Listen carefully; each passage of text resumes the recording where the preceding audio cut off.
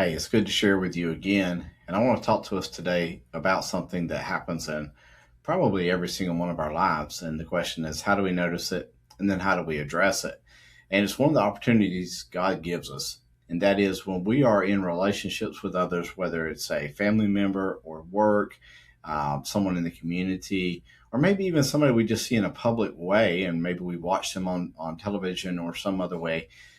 There's often an opportunity for us to realize and notice one of their weaknesses, one of their character failings, one of their things that I'm sure that they would probably wish to improve on or change, possibly even in themselves, is something that we struggle with. It's something that is also happening in our lives. And it's one of the beauties that God gives us to allow to ourselves to see that what is happening in somebody else's life is also happening in our life. And so we can use that as a catalyst and as a reminder for the work that we can be doing in ourselves as we work to have better relationships with anybody. And so Matthew 7, verses 3 through 5, I'm going to read those to you. They say this: Why do you look at the speck of sawdust in your brother's eye and pay no attention to the plank in your own eye?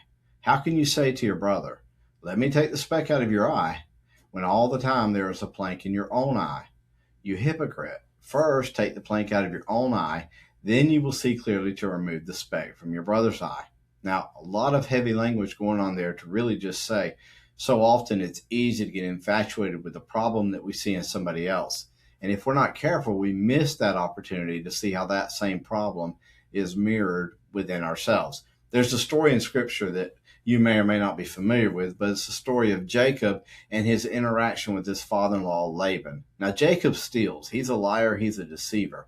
And he lies and deceives his father and his brother, and he steals his brother's blessing. And Esau says, I'm going to kill you. So Jacob runs away. And he runs to the family of his mother, and his mother's brother, Laban, becomes his father-in-law and his boss, if you will, for the next 20 plus years of his life. And while Jacob is with him, they make numerous deals, and Laban schemes on every one.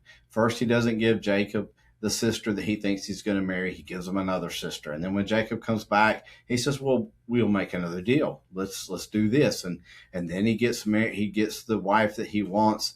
And then they make deals on how Jacob's going to get paid for caring for his sheep and his goats and his cattle.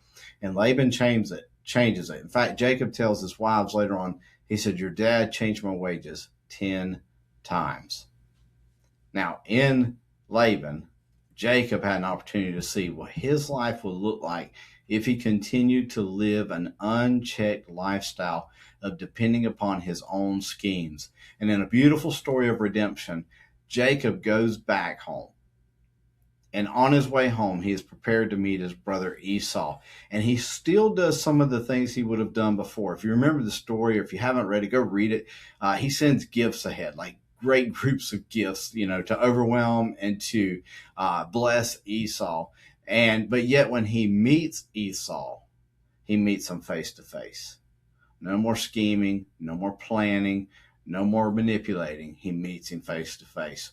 And so over those 20 plus years that Jacob was with his father-in-law and he experienced that scheming, he learned how to work within himself to see what God would have him to do. And so there's a great reminder too for us. And James Hilt says it this way: it is to be hoped that when this occurs, we are receptive to God's voice shouting, you need to work on this too.